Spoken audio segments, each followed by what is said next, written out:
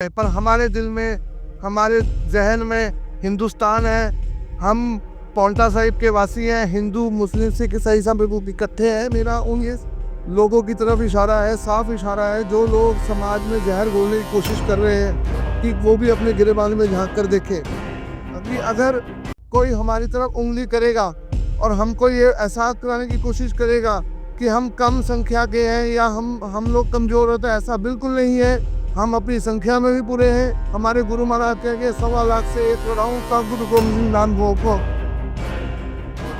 तो हम लोग तो उस माँ के सपूत हैं जिन्होंने अपने बच्चे निछावर किए। हम लोग तो उस धर्म से हैं जिन्होंने इनका धर्म बचाने के लिए, इस समाज को जीवित रखने के लिए, भाईचारा जीवित रखने के लिए हमने अपने अपने अपने गुरुओं का बलिदान दिया। तो ये जो शब्द बोलते हैं हमारे खिलाफ, उनको बोलने से पहले सोचना चाहिए कि अगर आज वो सुख, चैन और अमन से बैठे हैं तो हमारे गुरुओं के बलिदान की वजह से बैठे हैं।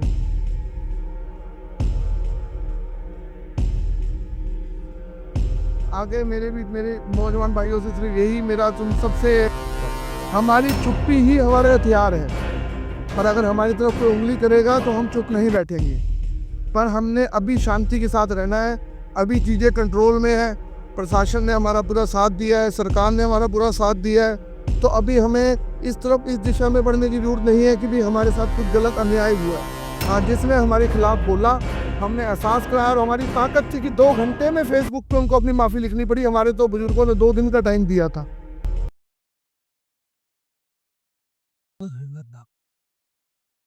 सलाम और नमस्कार मेरे सारे भाई जितने यहाँ पे इंद्रजीत मिक्का जी के कहने पे इकट्ठे हुए हैं। मैं इंद्रजीत मिक्का जी को बधाई देता हूँ कि उन्होंने एक मौका, ये एक मंच दिया सबको इकट्ठे होकर बात करने का।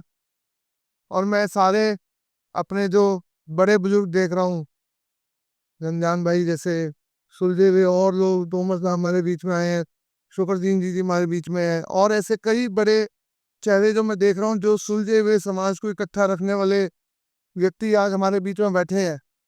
जो दिशा और दशा जो बड़े हमें दिखाते हैं वही देख के आगे चलना चाहिए।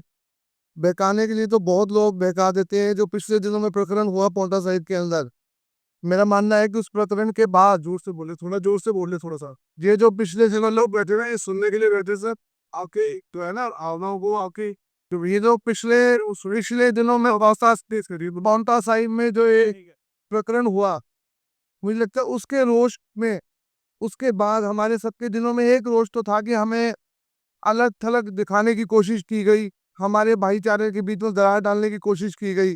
उसके बाद भाई इंद्रजीत मिक्का जी ने जो ये पहल करी है, मैं इसका बधाई का पात्र मानता हूँ इनको, और सबको मैं आपको शुभकामनाएं भी देता हूँ। और आने वाले वक्त में इस तरह का जो आज ये हमने इकट्ठे होकर एक पैगाम देने की कोशिश की है, उसमें यही कोशिश की है कि चाहे हम गली कुचे में जाके व्यक्ति विशेष के धर्म के नारे ना लगाएं, पर हमारे दिल में, हमारे जहन में हिंदुस्तान है।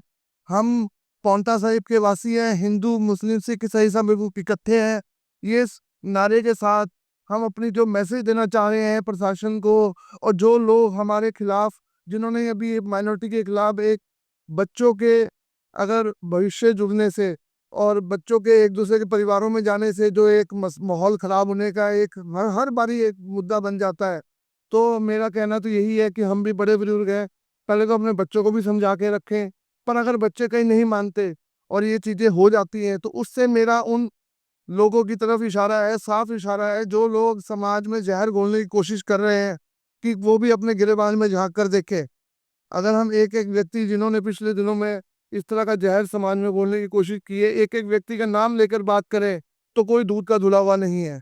मैं ये कहना चाहूँगा, ज़्यादा बोलने से, माहौल ख़राब करने से मेरी नीयत नहीं है। मेरी नीयत है भाईचारा और एकता का नारा देने की।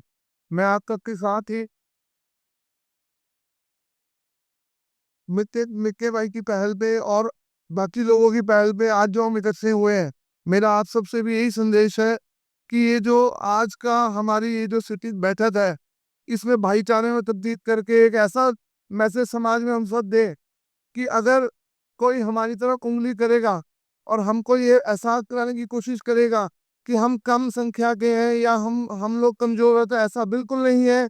हम अपनी संख्या में भी पूरे हैं। हमारे गुरु महाराज कह के 1.25 लाख से 1 करोड़ का गुरु गोविंद सिंह दान हो, को हम लोग को हाँ, हम लोग तो उस माँ के सपूत है जिन्होंने अपने बच्चे निछावर किए। हम लोग तो उस धर्म से हैं जिन्होंने इनका धर्म बचाने के लिए, इस समाज को जीवित रखने के लिए, भाईचारा जीवित रखने के लिए हमने अपने अपने अपने गुरुओं का बलिदान दिया। तो ये जो शब्द बोलते हैं हमारे खिलाफ, उनको बोलने से पहले सोचना चाहिए कि अगर आज वो सुख चैन और अमन से बैठे हैं तो हमारे गुरुओं के बलिदान की वजह से बैठे हैं।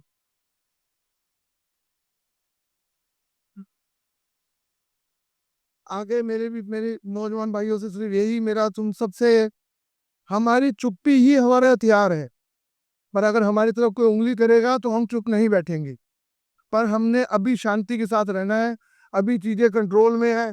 प्रशासन ने हमारा पूरा साथ दिया है, सरकार ने हमारा पूरा साथ दिया है।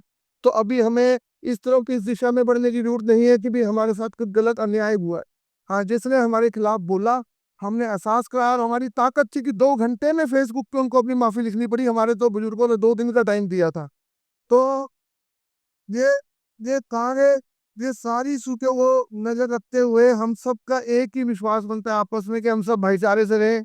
भाई, एक परिवार में हमेशा एक को बड़ा करना पड़ता है। मैं हमेशा ये कहता हूँ, हमारे भी संगठन में भी मैं कहता हूँ कि कोई जरूरी नहीं है कोई छोटा है कोई बड़ा है, कोई ना कोई आगे निकलता है, कोई किसी को आगे लगाना पड़ता है। तो अगर एकता का मैसेज देने के लिए भाई हमारे मिक्का जी ने अगर आगे कंधा चलाया, अपने आगे बढ़े हैं, तो हम इनके साथ कंधे से कंधा मिलाकर आगे भी चलेंगे। और शांतिपूर्वक जमकर इनका आह्वान होगा, जमकर इनका आह्वान होगा। किसी भी सोशल कॉज के लिए, किसी भी भाईचारे के लिए कहीं भी हमको इकट्ठा होना होगा तो हम एक व्यक्ति इनको आज आगे करते हैं जिनके कहने पर हम सब इकट्ठे हुआ करेंगे। सारी पार्टियों को नीचे रख के हम एक व्यक्ति के साथ चलेंगे। बहुत बहुत धन्यवाद।